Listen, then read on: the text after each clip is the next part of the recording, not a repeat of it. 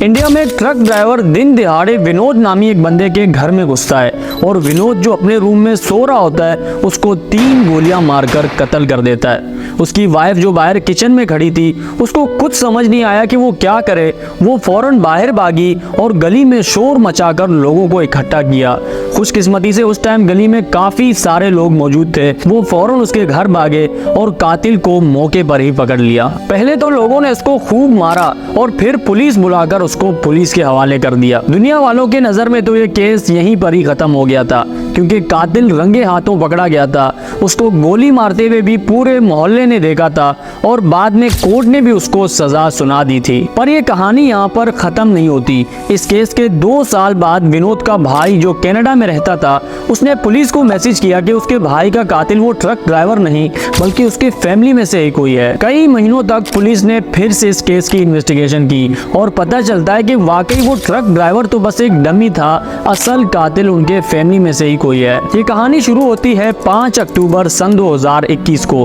विनोद काम से छुट्टी करके अपने घर जा रहा होता है कि अचानक पीछे से उसको जोर से ट्रक हिट कर देती है।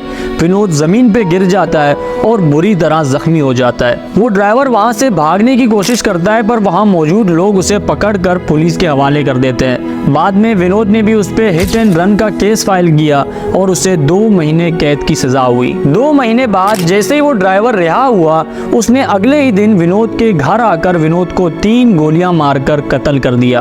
अब पुलिस यहाँ आकर हैरान थी कि आखिर कैसे ये कत्ल किसी फैमिली मेंबर ने करवाया। ड्राइवर ने तो अपने गुस्से के चलते विनोद को कत्ल किया और कत्ल करते वक्त भी पूरे मोहल्ले ने उसको देख लिया था।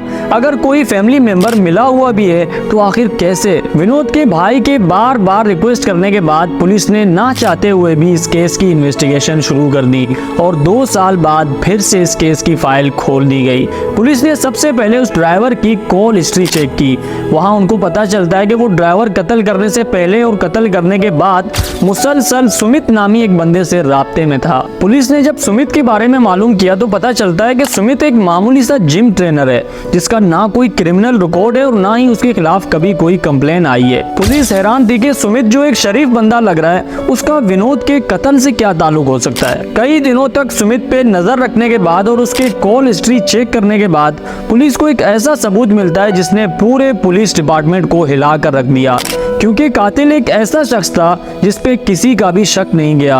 और पुलिस हैरान थी कि आखिर इतनी बड़ी गलती उनसे कैसे हो सकती है, क्योंकि सुमित के मोबाइल से विनोद के वाइफ का नंबर मिला था। सुमित कई सालों से उससे बात करता था और जिस दिन विनोद का कत्ल हुआ उस दिन भी कई बार उनकी बात हो चुकी थी। उसके बाद पुलिस एक बार फिर उस सीसीटीवी फुटेज को गौर से देखती है जिसमें साफ साफ पता चल रहा होता है कि जब वो ड्राइवर घर के अंदर आता है तो वो विनोद के वाइफ की तरफ एक इशारा करता है और विनोद की वाइफ भी कमरे की तरफ इशारा करके उसको अंदर जाने को कहती है, जिससे साफ साफ पता चलता है कि विनोद का असली कातिल वो ड्राइवर नहीं बल्कि उसकी अपनी बीवी है जिसने उसे मरवाया। और बाद में पता चलता है कि उस ड्राइवर को विनोद की वाइफ निधि ने और सुमित ने बहुत पहले से पैसे दिए थे विनोद को मारने के लिए। पहले तो उस ड्राइवर ने उसको ट्रक से हिट किया ताकि वहीं पर ही उसकी मौत हो जाए, पर वहां जब वो बच गया तो उस ड्राइवर ने जेल से निकलने के बाद उसके घर आकर उसको गोली मारकर कत्ल कर दिया। निधि और सुमित का प्लान था कि विनोद को मारने के बाद उसके जायदाद पे वो कब्जा करेंगे